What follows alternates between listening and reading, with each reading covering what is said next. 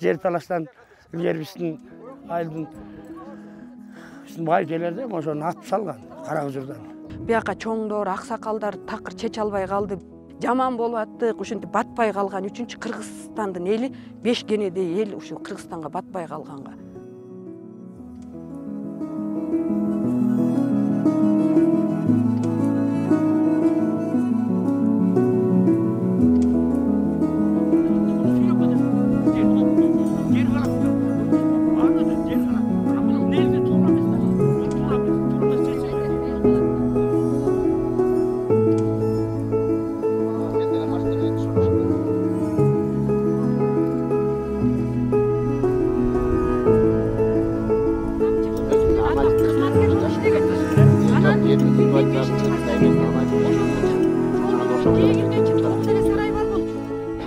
Былтыр жайлаттырбай калганбыз, биз дагы малдын саны көбөйдү деп. Былтыр жаанчыл болуп чөп да чыкпай калды. Малдын саны өстү. Анан сыйымдуулук деген бар экен, мал башына сыйымдуулук деген ошого туура келбей атат экен жайытыбыз. Өзүбүздүн мал. Жерге тал айыл өкмөт ошонун малынын башына эле туура келип калат.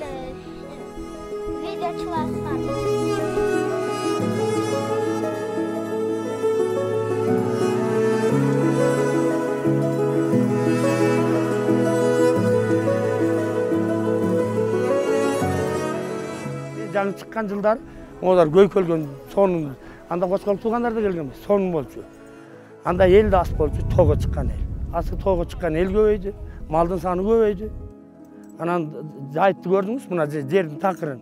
Эми биз деген эгин бүткөнчө отурабыз биз. Кочкол туугандар деген 2 ай гана отурат да кетип калышат.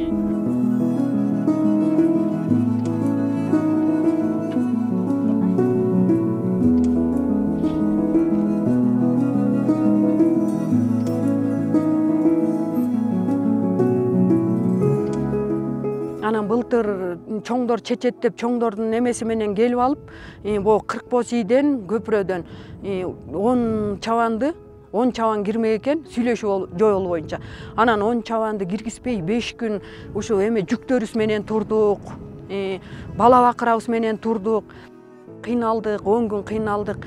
Бияка чоңдор, аксакалдар такыр чече албай калды. Бияк киргизбейбиз деп аябай туруп алышты.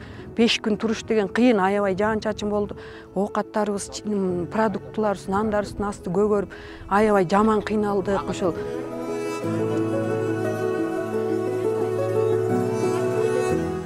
Жер талаштан илгери биздин айылдын байкелерде ошону атып салган кара кыжырдан. Мен ошондой болот да, биз жер илгертеден жер талаштан сыр чыккан. Антип эми талаштын кереги жок.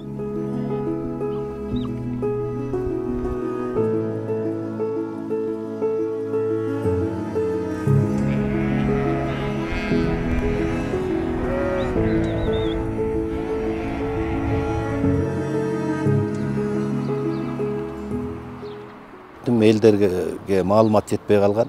Жайыт департаменти менен эле биргеликте өзлөрү ошол чечилип калган, узартылганын эл билбей калган, ошондон чыр-чатак чыгып кеткен.